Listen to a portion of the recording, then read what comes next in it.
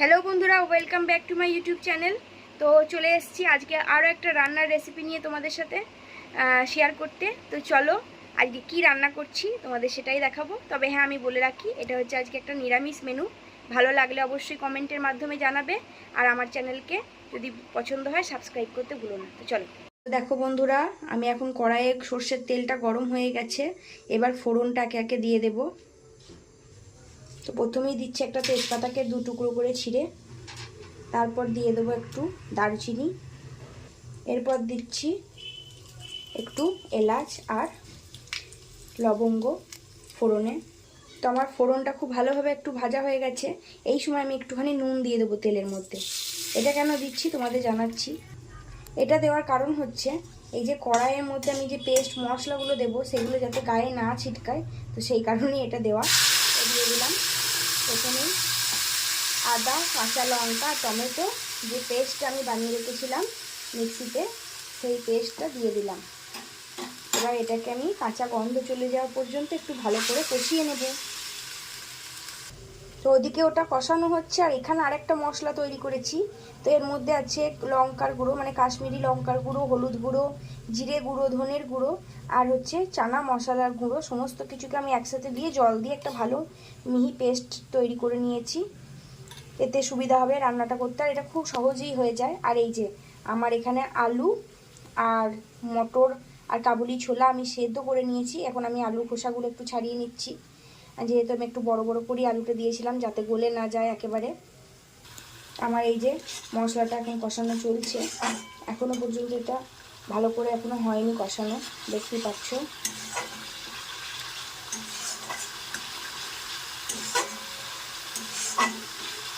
এটা কষানো হতে হতে এই পর্যায়ে আমি কিন্তু এতে একটু চিনি মিক্স করবো, এতে কিন্তু কালারটা খুব ভালো আছে। তো দিয়ে দিচ্ছি সামান্য পরিমাণে একটু চিনি এখানে। এবার এগুলোকে ভালোভাবে মিশিয়ে নিচ্ছি।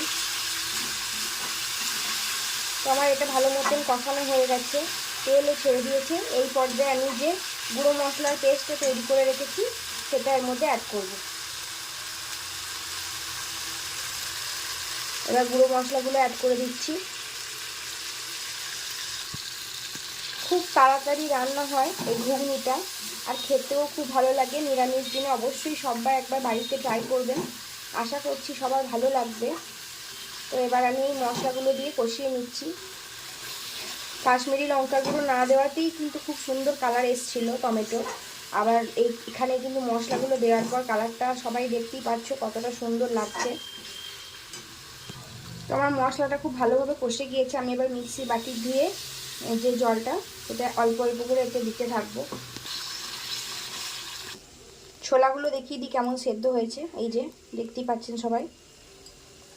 আর এই যে মটরগুলো এইভাবে সেদ্ধ হয়েছে, আমি একবারে গলা গলা করিনি।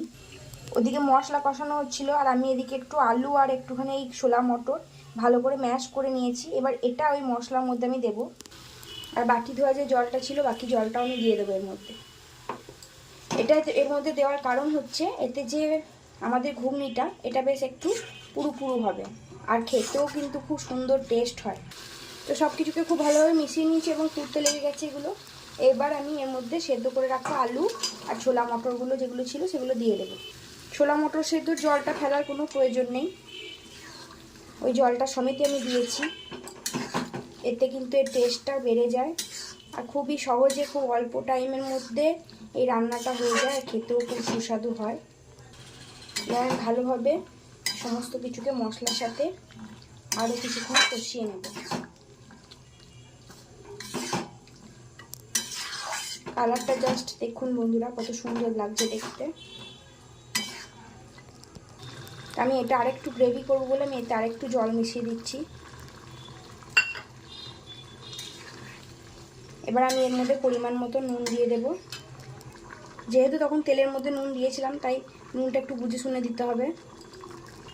টেস্ট আর একটু ব্যালেন্সের জন্য আমি সামান্য একটু চিনিও দিয়ে দিচ্ছি। এবার এটাকে ভালো করে মিশিয়ে নিয়ে আমি মিনিট 5 এটা ঢাকা দিয়ে একটু ফুটতে দেব। এটা একটু ফুটুক, এই সময় আমার গ্যাসের ফ্লেমটা লোতে করা আছে। তো মিনিট 5 পর এবার এটা ঢাকাটা খুলে নিচ্ছি।